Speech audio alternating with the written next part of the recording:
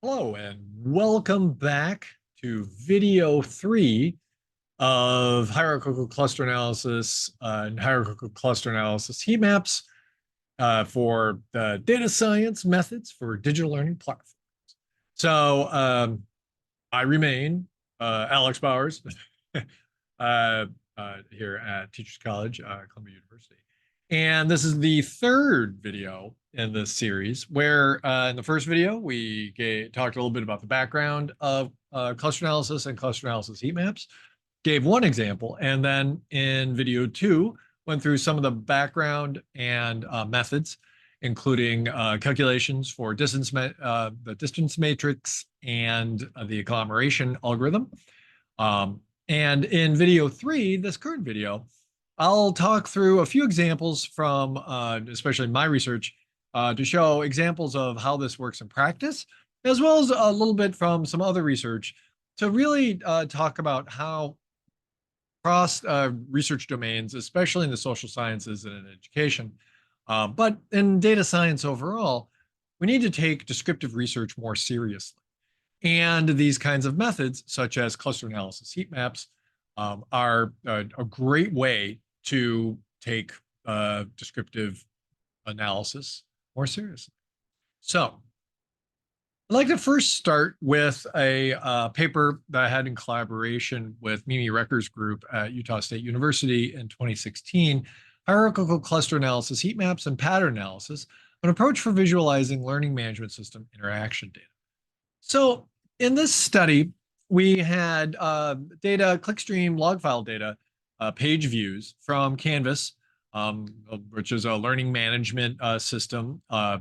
It was the Canvas data from a mid-sized university, from a undergraduate freshman mathematics course taught completely online as a required course. We had data for 139 students, clickstream LMS log file data. And so our features that we're going to talk about here, the columns, are a number of page views. So we had views and participation.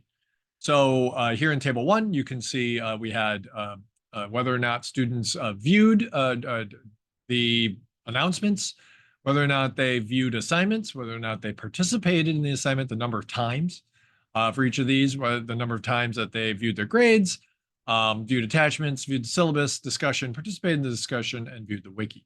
So as with everything else in this set of videos, we're going to use hierarchical cluster analysis heat maps. And we're going to try to cluster together students with similar longitudinal data patterns and visualize similarities and differences. So first, what we did was we used a cluster analysis heat map like you've seen me using, but we, throughout the other examples in these sessions, here again, the rows are students, and this is the bottom of the heat map. There's 139 rows, so it continues up. If you look, if you click through to the paper, you can get to the full heat maps. But the students are rows, and then the columns are course features. And here we've clustered both on columns and on rows. And so you can see like viewing the attachment and viewing the wiki on the left column at the very bottom of the how we've labeled the columns. Those cluster together, as well as you would expect, viewing assignments and participating in assignments. Our annotation here is darker is a lower grade, more red is a higher grade, with B and C's being gray. And so there's 3 main clusters. Cluster 2 looks very similar to cluster 1, and it's up higher on the cluster analysis. But the main clusters here are cluster 1 and cluster 3. Cluster 3 being students who are viewing, this is the number of page views, again, viewing more often each of these features versus students who are viewing less. And on top of this, here we have an example of each of the columns are z-scored. So that, again, when we do the distance matrix, a weird kind of data doesn't pull the entire data matrix over to it. So each column is basically considered to be equal in weight when we z-score. And so it means that in cluster 3, most of these students, because they're red, meaning high number of clicks, they're clicking more.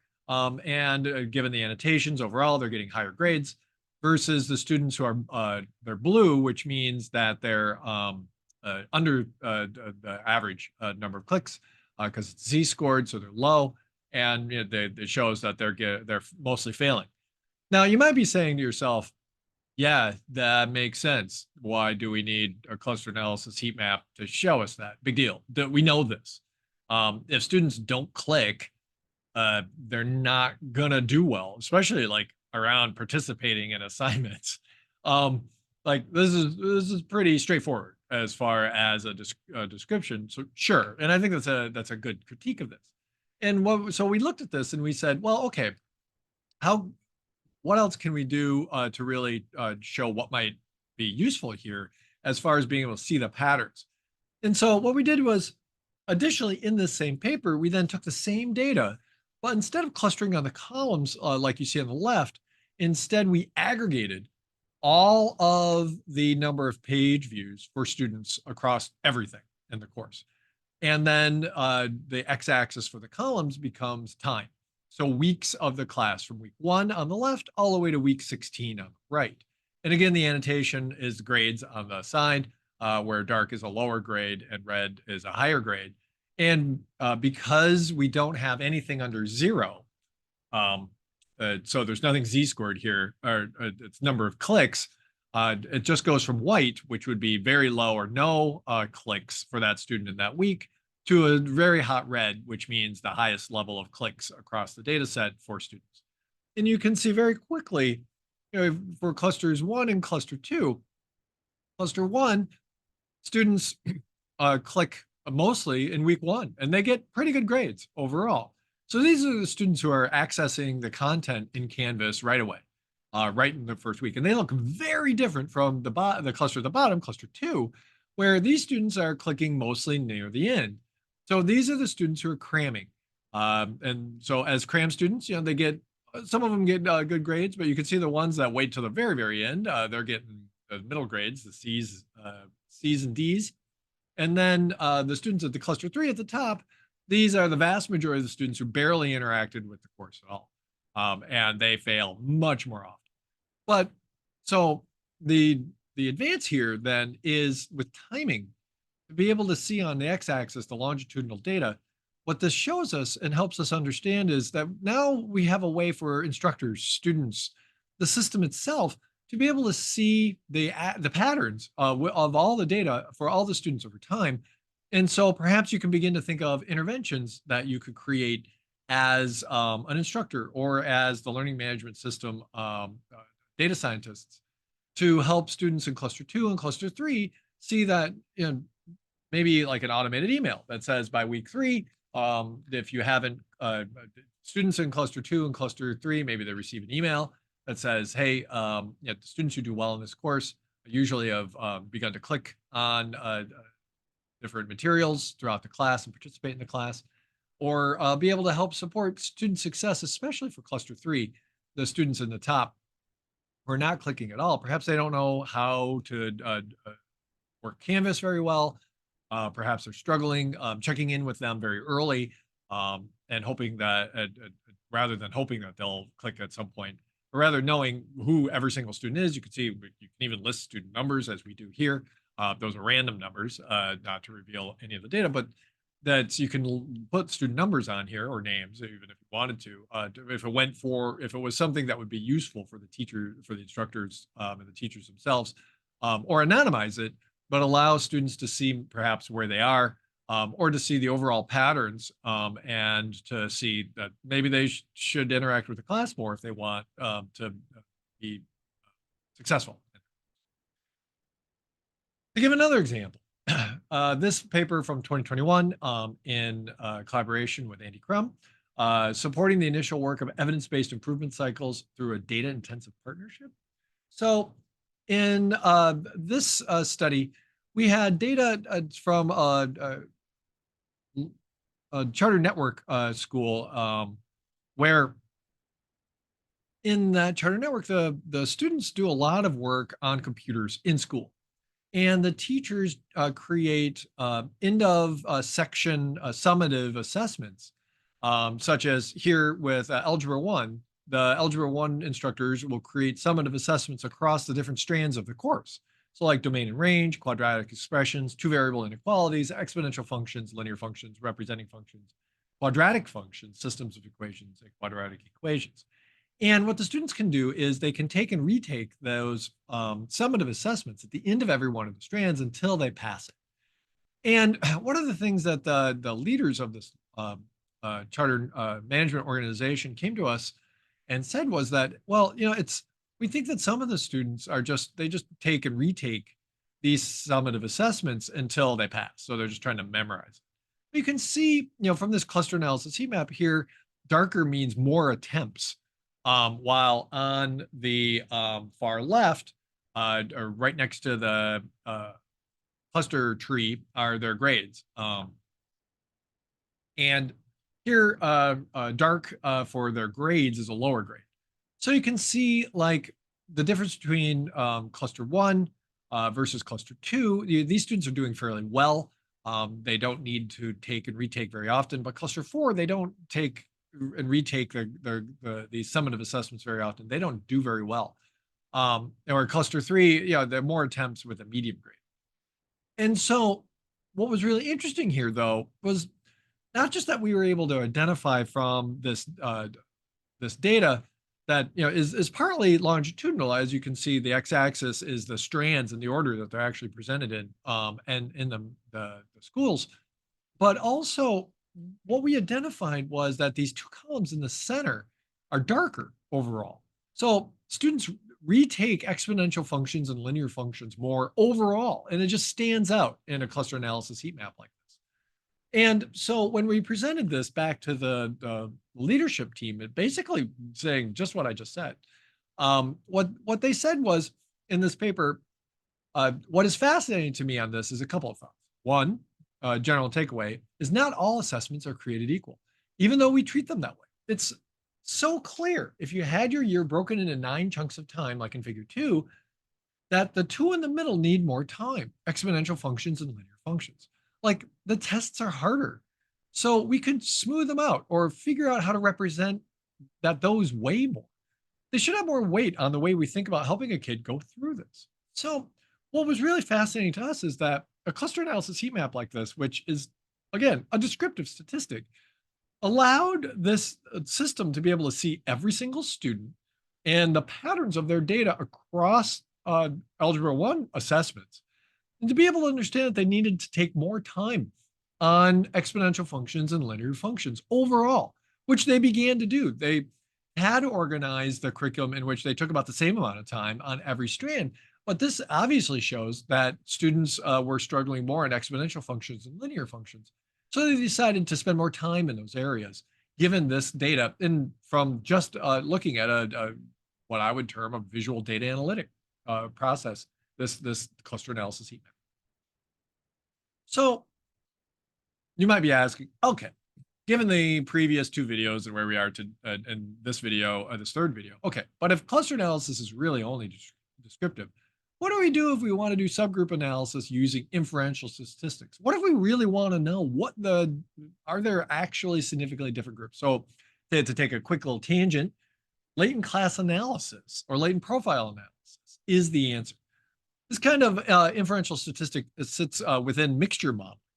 And I would recommend this book and this chapter, Latent Class Cluster Analysis by Vermont and Magnuson.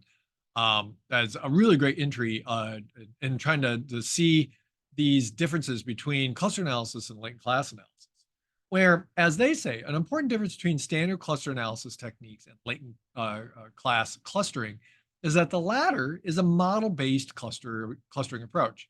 This means that a statistical model is postulated for the population from which the sample under study is taken. More precisely, it is assumed that the data are generated by a mixture of underlying probability distributions. When using the maximum likelihood method for parameter estimation in latent class analysis, the clustering problem involves maximizing a log likelihood function. This is similar to standard non-hierarchical cluster techniques in which the allocation of objects to clusters should be optimal according to some criterion. These criteria typically involve minimizing the within cluster variation and or maximizing the between cluster variation. An advantage of using a statistical model is, however, that the choice of the cluster criterion is less arbitrary. And this is what we want. And so if you're concerned about hey, I actually need to like have some evidence that these groups that I'm saying are responding in different ways, these groups of people, then I would say cluster analysis might not be the direction you want to go. Instead, latent class analysis or latent profile analysis, these mixture models, are really quite useful and robust. And so it's what they're basically saying here is that when you have indicators here, like here I have 5 indicators or 5 variables. And so that would be I want to see a hyperdimensional response set. And then I can ask empirically using this statistical model to be able to ask, is there a single mode across these hyperdimensional responses, or are there multiple modes? And if there are multiple modes, I'll put a hypothesis test on those multiple modes and be able to say with some evidence that I have statistically significantly different types of responders. And what's really nice about the mixture modeling framework and latent class analysis and latent profile analysis, especially, is that using this kind of structural equation modeling approach, not only can you specify this, whether or not you have a typology and to what extent and how many groups there are, and then give the like proportions and the model fit statistics. But then you can have covariates, the X, where it becomes then a multinomial logistic regression, where you're able to say the covariates are not in the pattern analytics. So they're not helping create or define the typology, the different groups, but instead you're able to say something like, if you're female or male, what is your probability of in being in any one of the 3 groups? So like I study a lot of work around high school dropouts. And in one of my latent class analysis papers, I find that there are 3 very different types of students who drop out. And if given that a very large percentage of dropouts are male, are boys, that means that if I had put the covariate in as an actual predictor, then the algorithm will just focus on that and it'll be boys versus girls. Versus here as a covariate, then I have a bunch of survey items asking about belonging and whether or not like the students like school, whether or not they feel like they belong in school, whether or not school's for them, whether they feel that school's for them. And then I can have these covariates that are like a multinomial logistic regression. So they're outside of that pattern. And then the same idea with the distal outcomes. So if I want to find out like what happens to them in the future, and how does that relate to the probability that they're in each of the groups, then we can also include distal outcomes. And what's nice about a mixture model like this as well is that, as you hear me say, it's not that you're in one group and you're not in another group, but it's a probability model. So every single person in the data set is estimated a probability of being in each of the latent groups. They're latent. And so it's not like there's a single group, like it's mutually exclusive. So there's a whole bunch of literature on how to run these models. They're, I would say, a little complex, but they're really cool. And if you're interested in having significantly different groups and being able to really show the evidence for it, I encourage you to take a look at these papers. So this is some of the state of the art, especially the Neidl and Gibson, Graham and Mason 2019 piece, really goes into the current state of the art, which is the 3-step protocol, which really helps you as an analyst preserve that classification, misclassification error. So you're not just typing like people into groups and saying you're in this group and you're not in any of the other groups. Instead, you have a probability distribution that you estimate and you carry forward, especially that error covariance matrix, where you're able to also keep that error as part of your estimates with the covariates and the distals, which is really important.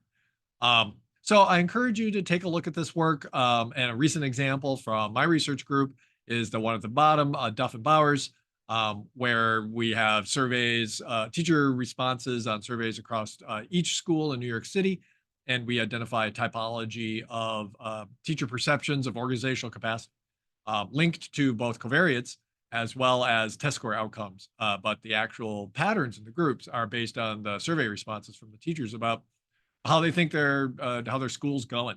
And we find 6 different types, very different types of schools. But overall, these are I would recommend these readings, and the Collins and Lanza 2010 book is like the book. It's right there on my shelf, and it's like awesome. The Lanza group is really really great at latent class analysis and these mixture models. And so I would recommend, if you're brand new to mixture models, maybe start with the Collins and Lanza book, and then advance to Karen Nyland Gibson's work, which is really great, including both of the papers listed here.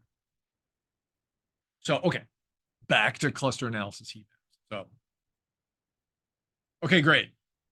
But why should we focus on a descriptive method, even if it, quote, has a long history in bioinformatics and makes colorful figures? You may be saying to yourself.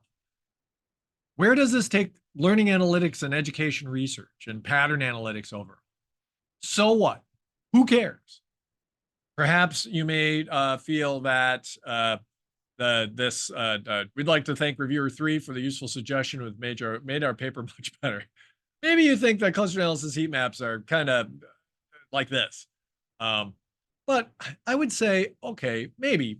However, I really this piece by Yarkoni from 2021, I think is really good. And this is a long quote that I really want to get into. But Yarkoni makes this point around the generalizability crisis in psychology, to take descriptive research more serious. So Yarkoni says, traditionally, purely descriptive research, where researchers seek to characterize and explore relationships between measured variables without imputing causal explanations or testing elaborate variable theories, is looked down on in many areas of psychology. This stigma discourages modesty, inhibits careful characterization of phenomena, and often leads to premature and overconfident efforts to assess simplistic theories that are hopelessly disconnected from the complexity of the real world.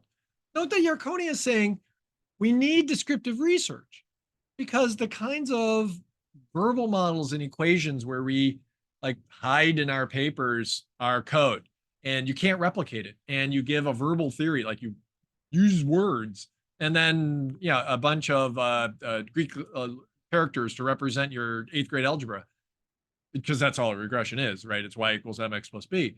But then you don't have your data set available. No one can replicate what you did. And plus, these single variables in linearly additive models, regression models, it's super simplistic.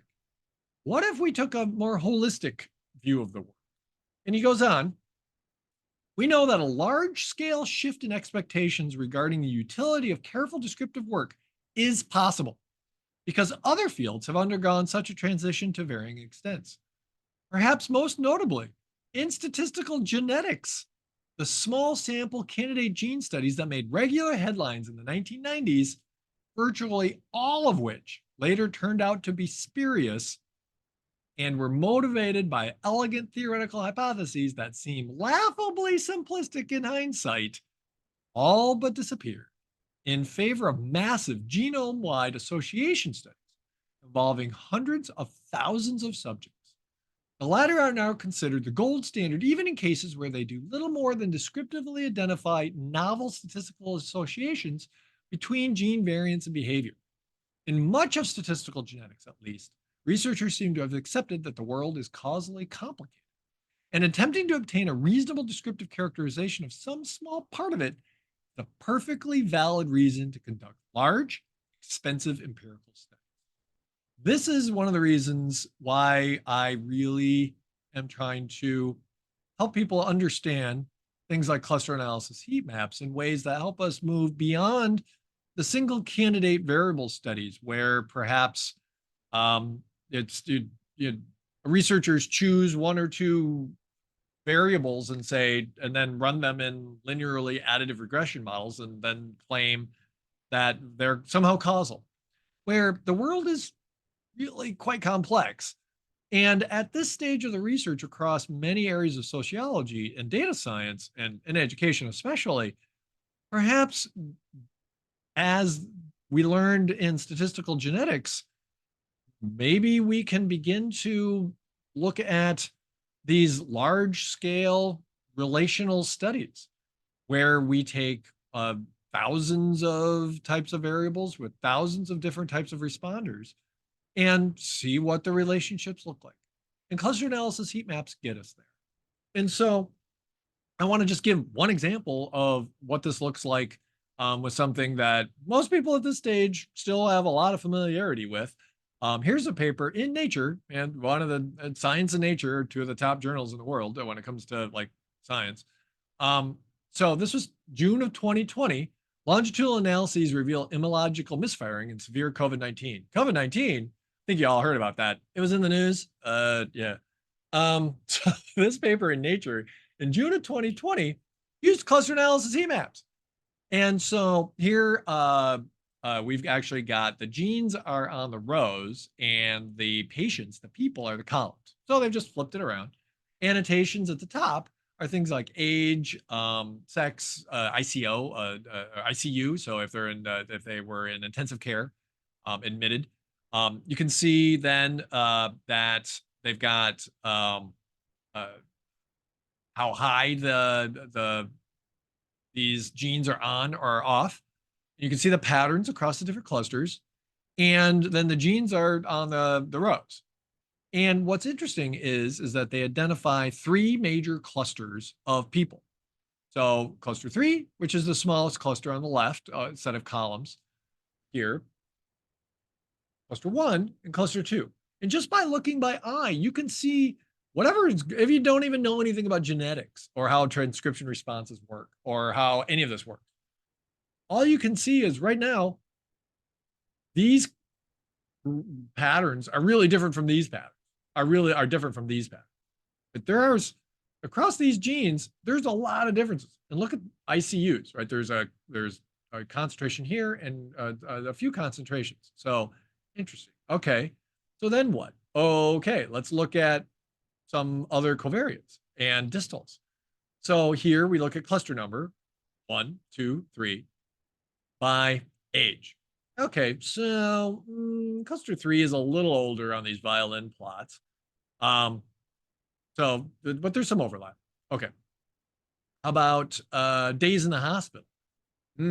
Cluster 3 is in the hospital a lot more. ICU is pretty bad. Here, clinical score. So whatever that means, but over time, you can see that, oh, wow, cluster 2 and cluster 3 are literally off the charts on whatever clinical score is. That's, okay, interesting. And then coagulopathy, the cluster 3's got a lot of problems with whatever that is. And mortality, oh, cluster 2, cluster 3. Huh, wow. You can really see the difference here across these genes in cluster 1, cluster 2, cluster 3, and it relates directly to mortality with COVID-19. And here, all they've done in a paper in one of the top journals in the world around one of the most significant issues in the world of its day in June of 2022 was a descriptive statistic of just cluster analysis heat map. And so in the final video that'll come up next, video 4, we'll talk through one of my more recent examples of a cluster analysis heat map paper, which also includes an R Markdown tutorial, which then I'll walk through so that you have all of the code to be able to replicate the cluster analysis heat map using both Euclidean distance and complex for the agglomeration measure, or if you'd like, the uncentered correlation and average linkage. And so that'll be coming up next. I'll see you in the next video. Thanks so much.